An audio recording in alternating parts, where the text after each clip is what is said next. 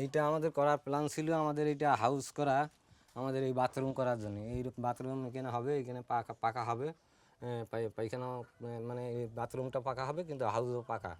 এইটা করার জন্য আমাদের এই চিন্তাভাবনা ছিল। তারপরে আমার দুটো মেয়ে কিন্তু তারা খুব একটা বড় রোগে পুড়ে গেল। তাদের মানে সেঁজেটা টিউমার হয়েছিল জরাইতে, তাতে অনেক টাকা খরচা হয়ে গেল। তারপরে আমাদের এই বাসামিটার মানে সিজার করতে হলো, খরচা হয়ে গেল। তারপর আমার ওই আরও আমার 6 মাস আমার একটা এই পাস সমস্যা হয়েছিল, তাতে করে এই পয়সা করি ছেলে কিন্তু অনেক খরচা করে ফেলেছে। এই কারণে আমাদের এই বালি কেনা, মানে ইট কেনা, এই কাঠকুটো কেনা, আমরা কিছু সেই কাজ ঘর কিন্তু আমরা উঠোতে পারলাম না। তারপরেও এই বাথরুম করতে পারলাম না।